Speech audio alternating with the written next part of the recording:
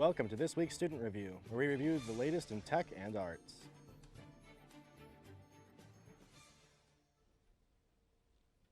Hi, I'm Morgan Hamilton Lee. And I'm Stuart Branscombe. And today we are reviewing It Chapter 2. So overall, I thought this movie was okay.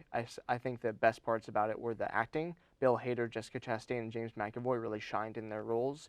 And Bill Hader brought an unexpected comedy, which I was not expecting in this movie at all. But critics seemed to love him, so I was excited to see what he had in store. Yeah, I'd fully agree. Bill Hader's definitely come a long way since his days on SNL. And overall, the casting I thought was a perfect choice. Like each one of them, I could see being an older version of the kids. This movie definitely had a lot going for him, from the talented actors to the talented director. I feel like the biggest weakness the film has, though, is it trying way too hard to upscale from the first movie. And unfortunately, in cases like this, bigger doesn't always mean better. Yeah. For more on this, let's take a look at the trailer. Why are you crying?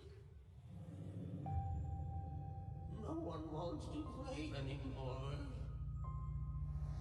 Play a game with me, would you? On the count of 3. 1, 2.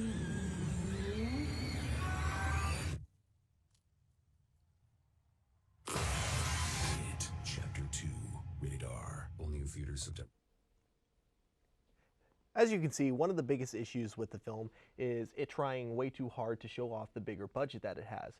This means that a lot of Pennywise's forms that we see in this movie end up not being as scary as you would have liked them to be. They feel like they belong in something very different than a horror movie, like maybe in an action film by Michael Bay or maybe a Monster of the Week from Power Rangers.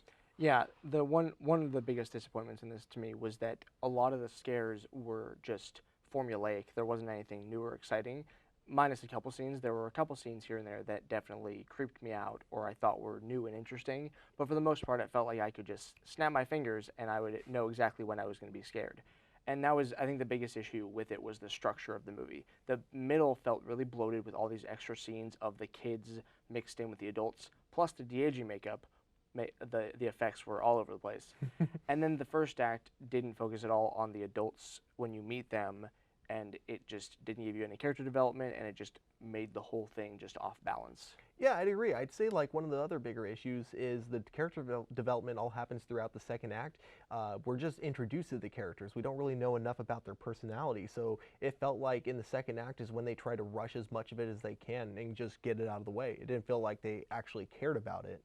Yeah, and that's I think that was a big issue because theoretically there's a 4-hour cut of this movie somewhere out there, and I would like to, in that cut, hopefully they expanded on the things that we wanted to see more of and not expanded on the things that we all didn't enjoy. Yeah. Overall, I'd be interested in seeing this. And I'd say this movie wasn't that bad overall. It's just worth a matinee, to my opinion. I wouldn't want to pay full price for it. Definitely worth checking out. I'm Morgan Hamilton Lee. And I'm Stuart Branscombe. And this is